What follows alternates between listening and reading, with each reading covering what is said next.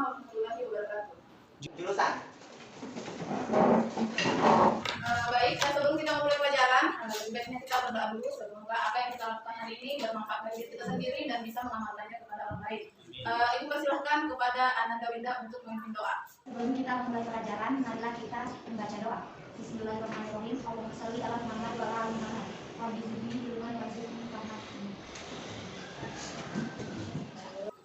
Hari ini ada yang tidak hadir? Hadir semua ya, alhamdulillah. Kalau hadir semua. Bagaimana kabarnya hari ini? Baik. Oke, sudah siap belajar? Siap. Oke, jadi siap belajar ya. Tadi malam kalian sudah belajar di rumahnya? Sudah, Bu. Sudah dibaca-baca bukunya? Sudah. Oke, jadi begini ya. Jadi itu pentingnya kenapa kita harus mengulang kembali pembelajaran kita di rumah, supaya apa yang kita laksanakan atau pelajaran di sekolah kita ingat kembali ketika kita sampai di rumah. Kemudian sampai di rumah kita mempelajarinya lagi, supaya kita bisa mengingat kembali materi-materi yang pernah kita pelajari. Oke, sebelum kita masuk di materi, Ibu mau tanya dulu. Nah, kan ini sudah semangat ya, sudah siap belajarnya. Ada yang masih ingat materi pembelajaran kita sebelumnya? Masih, Bu. Angkat tangannya yang ingat. Oke, silakan Ananda Faldin. Apa materi minggu lalu yang dibahas? Ketenaga kerjaan. Oke, jadi minggu lalu kita mempelajari tentang Ketenaga kerjaan. Nah, mengenai ketenaga kerjaan, ada yang masih ingat definisinya? Oke, silakan Ananda Suci. Ya, silakan. Tenaga kerja adalah setiap orang berhak setiap orang yang mampu melakukan pekerjaan untuk menghasilkan barang dan atau produk serta jasa baik untuk memenuhi kebutuhan diri sendiri maupun masyarakat. Oke, beri aplaus dulu kepada Ananda Suci. Oke, jadi itu ya menurut Ananda Suci tentang materi kita minggu lalu yaitu ketenaga kerjaan. Jadi Ananda Suci dia menjelaskan apa itu tenaga kerja. Oke, jadi itu ya tadi tentang materi kita ketenaga kerjaan. Jadi ketenaga kerjaan itu menurut Undang-Undang Nomor 13 Tahun 2003, ketenaga kerjaan ini berhubungan dengan hal yang berkaitan dengan tenaga kerja, baik sebelum, selama, Dan sesudah masa kerja. Nah, jadi itu ya. Kemudian untuk hari ini kita akan membahas tentang yang kalian bisa lihat di depan, yaitu tentang Indeks harga. Oke, sebelum kita lanjut, Ibu perlihatkan dulu mengenai kompetensi dasar yang akan kita pelajari hari ini. Oke, jadi kompetensi dasarnya ini ada 3.4 menganalisis indeks harga dan inflasi. Nah, IPK-nya ada 3. Jadi dalam pembelajaran ini hari ini ada 3 yang harus kita selesaikan. Yang pertama menjelaskan pengertian indeks harga, yang kedua menyebutkan tujuan penghitungan indeks harga, dan yang ketiga yaitu mengidentifikasikan jenis-jenis indeks harga. Kemudian KD 4.4 yaitu menyajikan hasil analisis indeks harga dan inflasi melalui diskusi. Nah, jadi ini ya yang akan kita pelajari hari ini. Ini tujuannya yaitu melalui pendekatan saintifik dengan model problem based learning, siswa dapat menganalisis serta menyajikan hasil analisis indeks harga dari berbagai sumber. Nah, jadi silahkan kalian amati gambar di atas. Kemudian setelah diamati, silahkan nanti diidentifikasi kira-kira informasi apa yang terdapat di gambar tersebut. Nah, dan ini gambar di atas ini mengenai indeks harga konsumen. Nah, nanti yang akan memicu terjadinya inflasi. Oke, jadi pokok pembahasan kita hari ini yaitu itu tadi ya, sesuai dengan karya kita, yaitu pengertian, tujuan, dan jenis-jenis indeks harga. Oke, sebelum kita membahas materi selanjutnya, Ibu bagikan dulu LKPD-nya ya. Oke, jadi kalian silahkan dilihat gambar dari LKPD-nya, tugas-tugasnya. Gambarnya diidentifikasi, kemudian sesuai juga dengan artikel yang di dalamnya. Kalian ingat tuh artikelnya? Jadi silakan dibuka. Jangan lupa ditulis nama kelompoknya dan anggota kelompoknya. Oke, jadinya yang pertama sesuai dengan pemahaman apa yang terjadi di artikel maupun di gambarnya. Oke, silakan berdiri di mejanya. Assalamualaikum warahmatullahi wabarakatuh. Waalaikumsalam warahmatullahi wabarakatuh. Saya akan mempresentasikan hasil diskusi kami. Mengapa permasalahan tersebut bisa terjadi? Kurangnya stok barang yang menyebabkan para pedagang untuk menaikkan harganya. Dampak yang ditimbulkan kepada para pelaku ekonomi. Kurangnya minat pembeli untuk membeli barang tersebut. Sekian dan terima kasih. Assalamualaikum warahmatullahi wabarakatuh. Waalaikumsalam warahmatullahi wabarakatuh. Oke, selanjutnya kelompok 2. Assalamualaikum warahmatullahi wabarakatuh. Waalaikumsalam warahmatullahi wabarakatuh. Saya dari kelompok 2 akan memaparkan materi yaitu daftar bahan pangan yang naik jelang Ramadan. Pertanyaan pertama, mengapa permasalahan tersebut bisa terjadi? Karena banyak faktor penyebab terjadinya kenaikan harga pangan, diantaranya perubahan iklim, belum memadainya infrastruktur pendukung pertanian, masih kurangnya pemanfaatan teknologi, kurangnya jumlah petani, hingga rendah produktivitas pertanian.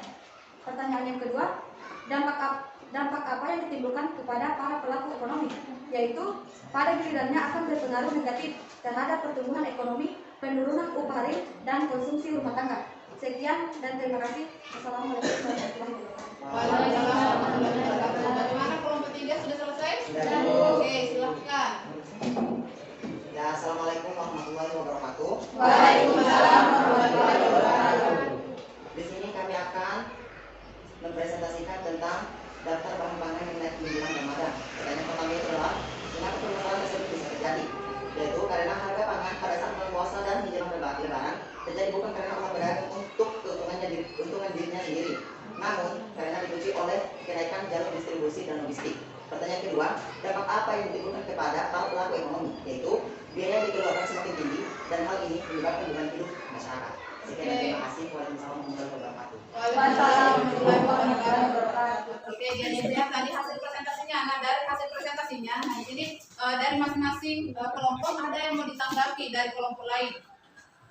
Oke, dipersilahkan bagi yang ingin menanggapi baik itu dari kelompok 1, kelompok 2, dan kelompok 3. Untuk memaksimalkan waktu, Ibu berikan satu kelompok satu pertanyaan ya. Ada yang ingin menanggapi? Ya, silahkan Ananda Wahda. Baiklah, saya akan menanggapi jawaban dari Hasil diskusi dari kelompok 2. Kenapa iklim bisa berpengaruh terhadap kenaikan harga pada menjelang Ramadan? Oke, jadi pertanyaannya sudah dipahami ya kelompok 2. Jadi pertanyaannya kenapa iklim ini Berpengaruh sangat dengan- mengaruh dengan dengan kenaikan harga apalagi di bulan Ramadan. Oke, silakan Ibu beri waktu kepada kelompok 2 untuk menjawab pertanyaan dari kelompok 3. Oke, ya, dipersilakan kepada kelompok 2 untuk menjawab pertanyaan dari kelompok 3. Baiklah, saya akan menanggapi pertanyaan dari kelompok 3. Yaitu pertanyaannya, kenapa iklim berpengaruh dengan kenaikan harga menjelang Ramadan? Karena iklim dikarenakan cuaca tidak mendukung. Oke, ada yang bisa membantu dari kelompok jawaban dari kelompok 2? Oke, dari tadi yang dijelaskan ini mengenai iklim yang kurang. Oke, jadi silakan ya memperhatikan inti pertanyaannya. Jadi ini lebih kepada pada saat bulan Ramadan. Kenapa kalau bulan Ramadan harga meningkat atau terjadi kenaikan harga? Nah, ini untuk pertanyaan dari kelompok 3 ini juga akan dibantu menjawab untuk pertanyaan kelompok 2 ya. Menurut kelompok kami, karena banyak permintaan barang sehingga terjadinya kelangkaan barang dan terjadinya kenaikan harga. Oke, jadi itu ya silahkan kembali. Nah, jadi itu tadi ya mengenai kenapa kalau di bulan Ramadan terjadi kenaikan harga. Nah, kan di sini pada saat bulan Ramadan kan banyak masyarakat atau pelaku ekonomi melakukan pembelian bahan pangan, baik itu sandang pangan. Nah, di sini kan terjadi yang namanya banyak sekali permintaan barang. Nah, dari permintaan barang tersebut yang banyak, nah ini akan mempengaruhi terjadinya kenaikan harga. Oke, jadi sampai di sini sudah dipahami ya dari pertanyaan dari kelompok 3? Oke, sudah paham? Oke, kalau tidak ada lagi yang menanggapi, nah dari hasil diskusi kita hari ini silakan kalian menyimpulkan hasil diskusi kita hari ini. Jadi setelah disimpulkan, nah masing-masing kelompok ini membacakan tentang kesimpulannya. Kita tadi berdasarkan pertanyaan Anda bisa bahkan hasil diskusi hari ini. Nah, jadi disimpulkan kan tadi pertanyaannya tentang kenaikan harga pada bulan Ramadan. Itu ada sudah dijawab ya dari baik dari kelompok 1 maupun kelompok kalian. Jadi disimpulkan tentang kenaikan harga. Dampaknya apa? Gitu ya, dengan kesimpulannya. 3. Ya, silakan kelompok 3. Assalamualaikum warahmatullahi wabarakatuh. Waalaikumsalam warahmatullahi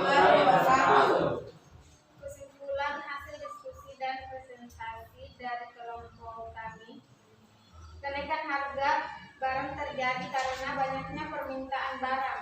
Dampaknya yaitu biaya yang dikeluarkan semakin tinggi dan hal ini memberatkan beban hidup masyarakat. Oke, bagaimana kelompok 2 sudah selesai? Oke, berapas dulu untuk kelompok 3. Oke, nah jadi itu tadi ya hasil kesimpulan dari kelompok 1, kelompok 2, dan kelompok 3.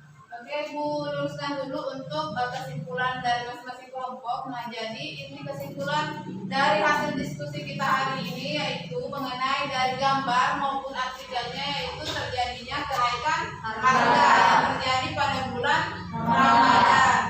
Nah, kemudian di sini kan permasalahannya tentang kenaikan harga. Nah, jadi tadi ada pertanyaannya kenapa kalau bulan Ramadan di sini terjadi kenaikan harga. Nah, jadi dari kesimpulan kalian tadi di situ karena terjadinya atau banyaknya permintaan barang. Oke, jadi kita tadi sudah berdiskusi ya tentang kenaikan harga. Nah, jadi di sini kita membahas kembali mengenai apa itu indeks harga. Nah, silakan kalian perhatikan di atas. Nah, di sini kan dijelaskan bahwa indeks harga itu adalah suatu ukuran statistik yang menunjukkan perubahan suatu variabel atau sesuatu dapat berubah-ubah nilainya. Kemudian di sini juga yang kedua mengenai perbandingan perubahan harga tahun tertentu dengan tahun dasar. Nah, jadi sudah jelas ya kalau indeks harga ini adalah mengenai perbandingan perubahan harga tahun dengan tahun dasar. Nah, jadi itu ya indeks harga. Nah, kemudian bawahnya di sini kenapa ini indeks harga diperlukan?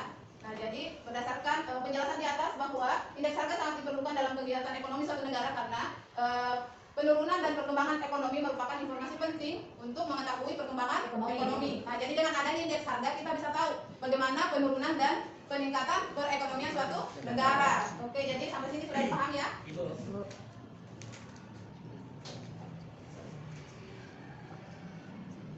Oke, nah jadi kemudian sini ada 3 kemungkinan dalam hasil perhitungan indeks harga. Nah, jadi ini ada 3 kemungkinan dalam perhitungan indeks harga. Yang pertama, jika indeks harga kurang dari 100, berarti harga mengalami kenaikan atau terjadi inflasi. Nah, kemudian yang kedua, jika indeks harga kurang dari 100, berarti harga mengalami penurunan atau terjadi yang namanya deflasi. Dan ketiga, jika indeks harga sama dengan 100, berarti ini tidak terjadi naik dan tidak ada turunnya harga.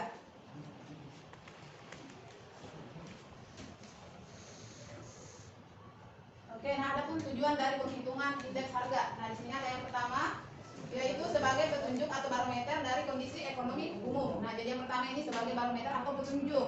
Kemudian yang kedua sebagai Oke, jadi yang kedua sebagai pedoman bagi kebijakan dan administrasi perusahaan. Dan yang ketiga, Indeks harga dapat dipakai sebagai pedoman bagi pilihan barang. keempat, Indeks harga dapat digunakan sebagai indikator. dan yang kelima, Indeks harga harus merupakan pedoman bagi itu. Oke, jadi ini ya 5 tujuan dari penghitungan indeks harga. Oke, untuk materinya kalian juga bisa lihat di bukunya. Setelah itu Ibu berikan dulu mengenai evaluasi. Nah, supaya Ibu tahu apakah kalian sudah paham materinya atau belum. Nah, jadi Ibu kasih waktu ini 5 menit untuk mengerjakannya. Jangan lupa tulis nama kelas. Oke, jadi setelah selesai dikerjakan, evaluasinya diikuti ya bersama dengan LKPD-nya. Iya, langsung saja di kertas. Jangan lupa tulis nama sama kelasnya.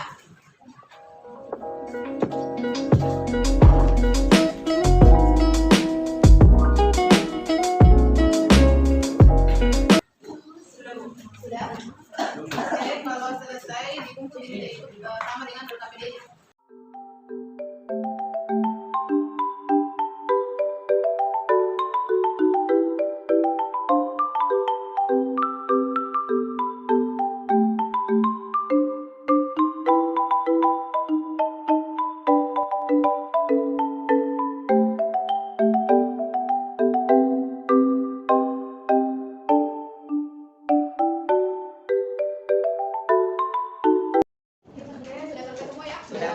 Oke, jadi untuk hari ini pembelajaran kita cukup ya. Kemudian untuk minggu depan kita akan mempelajari tentang metode penghitungan indeks harga. Nah, jadi minggu depan kita akan mempelajari metode menghitung ya. Minggu depan kita akan menghitung mengenai indeks harga.